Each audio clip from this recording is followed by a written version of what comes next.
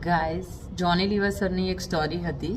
એમાં એક છોકરો હોય છે નાનો, એને એના પપ્પા જોડે કહે છે કે પપ્પા મારે મેળામાં જવું છે, મેળામાં જવું છે. એના પપ્પા કહે છે કે બેટા મારી જોડે અત્યારે પૈસા નથી, તો આપણે ફરી ક્યારે મેળામાં જઈશું. છોકરો કહે છે ના પપ્પા મારે અત્યારે જ જવું છે. તો એના પપ્પા કહે છે કે બેટા સારું, કંઈ વાંધો નહીં, આપણે મેળામાં તો જઈએ, પણ હું તને ત્યાં કશું જ લઈ નહીં આપી શકું. તો એ લોકો બંને મેળામાં જાય છે. આગળ શેરડીનો રસ આવે છે. છોકરો ખુશ થઈ જાય છે ને કહે છે પપ્પા મારે શેરડીનો રસ પીવો છે. એના પપ્પાએ કીધું ના મારી જોડે પૈસા નથી. આગળ જતાં બુદ્ધિના વાલ આવે છે. છોકરો કહે છે કે પપ્પા મને પ્લીઝ બુદ્ધિના વાલ લઈ આપો. એના પપ્પાએ ફરીથી કીધું કે મેં તને પહેલાં જ કીધું હતું કે મારી જોડે પૈસા નથી. એના પપ્પાને પણ થોડું ઓકવર્ડ લાગતું હોય છે કે હું દરેક વસ્તુમાં ના પાડી રહ્યો છું, પણ ક્યારેક ગાઈઝ સિચ્યુએશન એવી આવી જાય છે.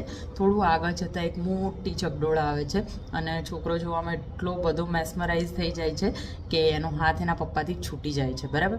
અને એના પપ્પા થોડા આગળ નીકળી જાય છે. માંડ 10-15 સેકન્ડ થયા હશે અને છોકરો રડવા લાગે છે અને કહે છે મને મારા પપ્પા જોડે લઈ જાઓ, મને મારા પપ્પા જોડે લઈ જાઓ. તો 4-5 લોકો ત્યાં ભેગા થઈ જાય છે અને એ લોકો કહે છે કે શું થયું બેટા, તારા પપ્પા આવી જશે, તું શાંતિ રાખ, તારે શેરડીનો રસ પીવો છે. છોકરાએ કીધું ના મારે નથી પીવો. બીજા ભાઈએ કીધું તારે બુદ્ધિના વાલ ખાવા છે. છોકરાએ કીધું ના મારે નથી ખાવું. કોઈએ કીધું તારે ચકડોળમાં બેસવું છે. ના મારે કશું જ નથી કરવું. છોકરો એક જ લટ લઈને બેઠો હતો કે બસ મને મારા ખાલી પપ્પા જોઈએ છે. તો ગાઈઝ તમે લોકો સમજી શકો છો. એને પહેલાં આખું ચક્કર જુઓ તમે. એને પહેલાં જે વસ્તુ જોઈતી હતી, શેરડીનો રસ, બુદ્ધિના બાલ, એને ચકડોળમાં પણ બેસવું, તો એ બધું જ એને અત્યારે મળી રહ્યું છે.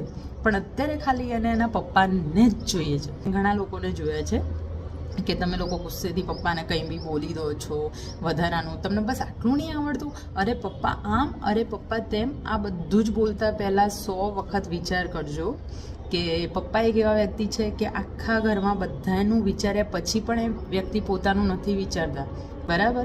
તો બધું જ હશે પણ પપ્પાની હોય તો ગાઈઝ કંઈ નહીં હોય. તો આ વિડીયો દરેક પપ્પાઓને શેર કરજો. અને છોકરીઓ તો નોર્મલી કહે જ છે કે પપ્પા આઈ લવ યુ, પણ આ વિડીયો જોયા પછી તમે બોયઝ બધા છોકરાઓ પણ ઘરે જઈને કહો કે પપ્પા અમે તમને બહુ જ પ્રેમ કરીએ છીએ અને તમારા વગર અમારું જીવન એકદમ અધૂરું છે. તો હવે આગળ કંઈ બોલવાનું બાકી રહ્યું નથી અને વિડીયોને અહીંયા જ એન્ડ કરું છું. થેન્ક યુ પપ્પા.